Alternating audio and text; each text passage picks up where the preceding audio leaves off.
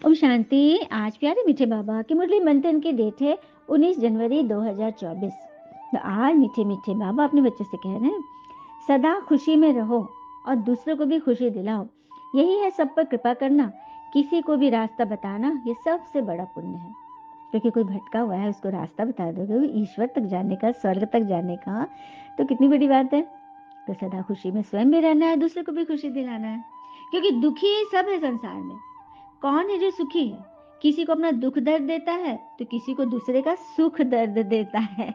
तो इस दुनिया में हमें सदा खुशी रहनी और खुशी ही बांटनी है। प्रश्न, सदा खुशमिजाज कौन रह सकते हैं? खुशमिजाज बनने का साधन क्या है?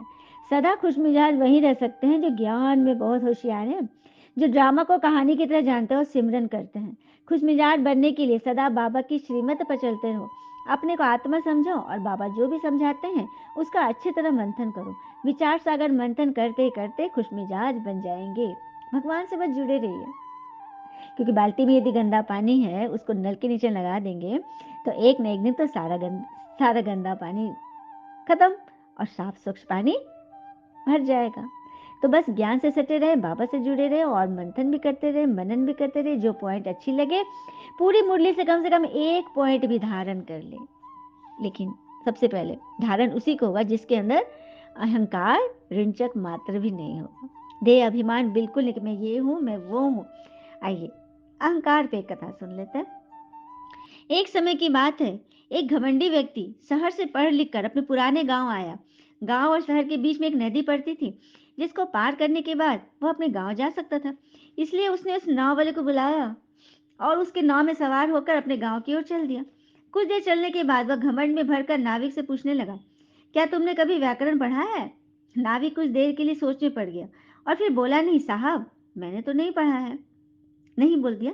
घमंड और अहंकार से भरे उस व्यक्ति ने हंसते हुए कहा, फिर तो तुमने अपनी आधी जिंदगी व्यर्थ में गंवा दी।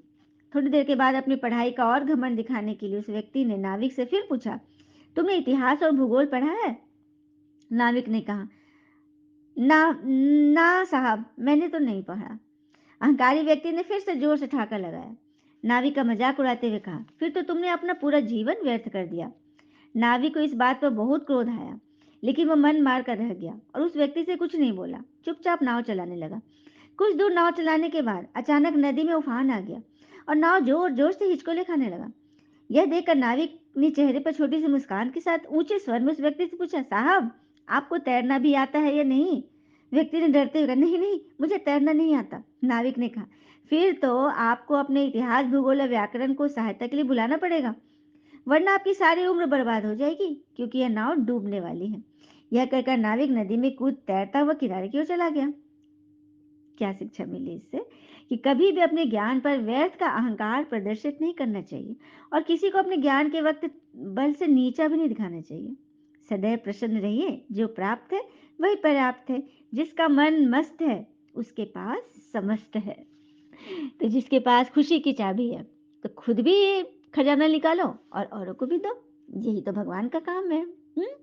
ओम शांति। रूहानी पिता रूहानी बच्चों के साथ रूह रिहान कर रहे हैं, बातें कर रहे हैं। ये तो आत्माएं जानती है कि एक ही हमारा पिता है और वो हमें शिक्षा दे रहे हैं। टीचर का काम ही होता है शिक्षा देना, गुरु का काम है मंजिल बताना और पिता का काम है पालना करना। तो तीनों रूप से भगवान हमें हमें हमें चला रहे हैं ना। तो बाप टीचर गुरु के रूप में सदा याद रहे तो खुशी का पारा चढ़ा रहेगा, परंतु चलते चलते कुछ रोला पड़ जाता है। जैसे पहाड़ों के नीचे ऊपर चढ़ना होता है ना, वैसे बच्चों की भी अवस्था होती है। नीचे से ऊपर चढ़ते कितनी मेहनत होती है। कोई बहुत ऊंचे चढ़ते हैं फिर नीचे गिर जाते हैं। तो पापा कहते कोई बात नहीं, फिर से चढ़ो, नहीं तो क्या होगा, पूरी कमाई चट्ट हो जाती है। भले कितना भी दान पुण्य करते हैं परंतु फिर पुण्य करने करते करते अगर पाप करने लगते हैं तो सब पुण्य खत्म हो जाता है, मतलब चलते चलते व्यर्थ में चले जाते हैं। तो माया सारा कुछ क्या करती है, एकदम चम्मच से खखोर खखोर के पूरे डिक्ची का निकाल देती है, सारी कमाई लूट लेती है। सबसे बड़ा पुण्य है बाबा को याद करना, याद से ही पुण्यात्मा बनोगे।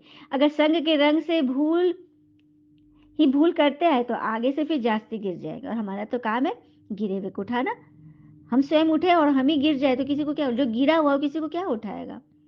बाबा भी कहते हैं तुम्हारा खाता पुण्य का था, पाप करने से वो 100 गुना हो गया है, लेकिन अब क्या करना है? जमा करोगे तो फिर 100 गुना पुण्य भी जमा हो जाएगा। किसी का पाप किसी का हल्का होता है, किसी का बड़ा होता है। तो उसी अनुसार सभी पुरुषार्थ कर रहे हैं। हम्म फिर बाबा कहते हैं काम विकार की चोट ज्यादा लगती है, क्योंकि बुत किसका बनाते हैं? रावण। काम विकार का भूत रावण। क्रोध और लोभ का बुत नहीं बनाते।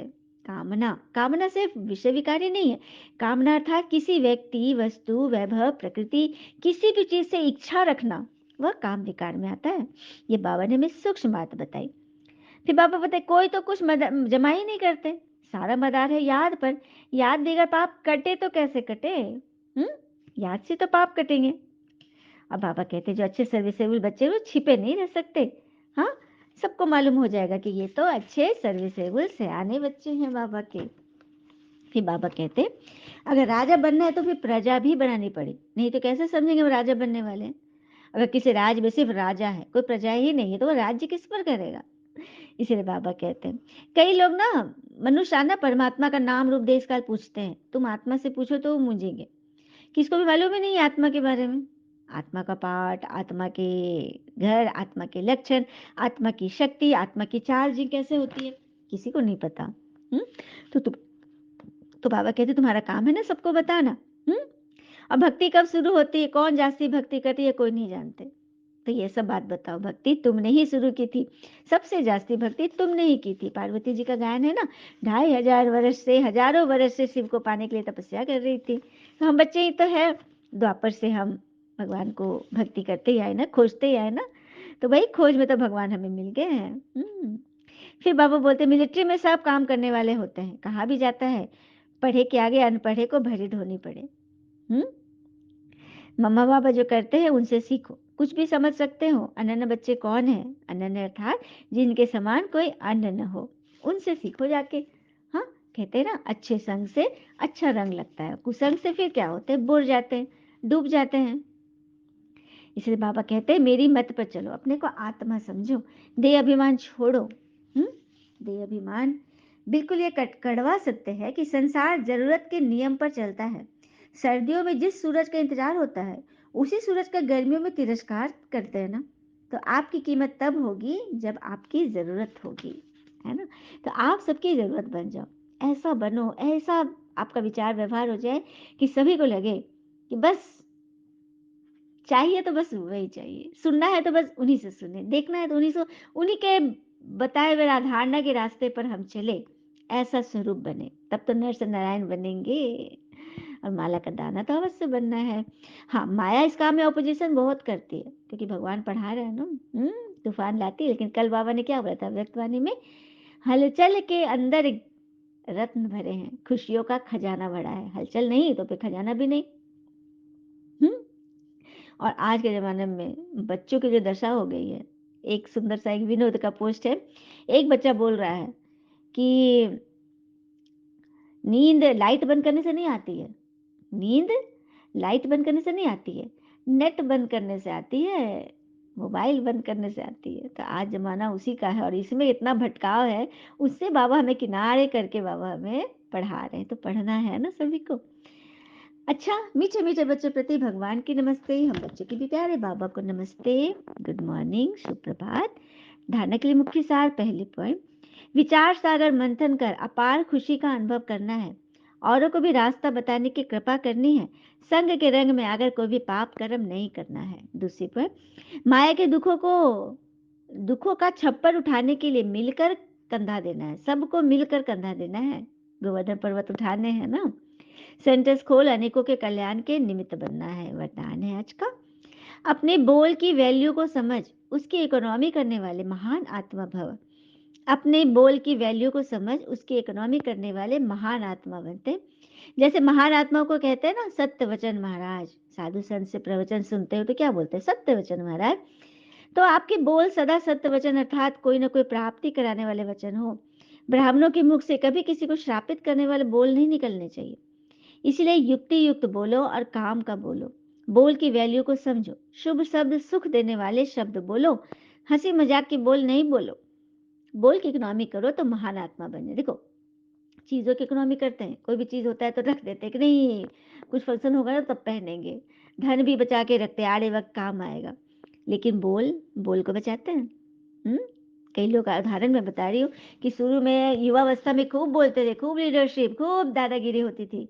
लेकिन वृद्धावस्था जैसे ही आया, 60 के पार जैसे हुए, बस आवाज़ ही कम हो गई, बोल ही कम हो गए, सिर्फ़ हूँ, हूँ से ही इशारा करते हैं। तो देखा ज़्यादा खर्च किए तो अंत समय में फिर चुप्पी गूंगा ही बन जाना पड़ेगा। इसीलिए बैलेंस से चलो, है ना? इकोनॉमी करना है तो हर चीज़ की करो। स्लोगन, यदि श्रीमत पर हाथ सदा साथ है, तो सारा ही युग हाथ में हाथ लेकर चलते रहेंगे। अगर श्रीमत पर हाथ सदा साथ है, तो सारा ही युग हाथ में हाथ देकर चलते रहेंगे। तो किसका हाथ और साथ? भगवान का, श्रीमत का और बाबा के बच्चों का। अगर हाथ सदा साथ है, तो सारा युग, सतयुग, त्रेता, द्वापर, कलयुग, संगम युग, हाथ में हाथ डालकर चलते रहेंगे। है ना बड़ी बात?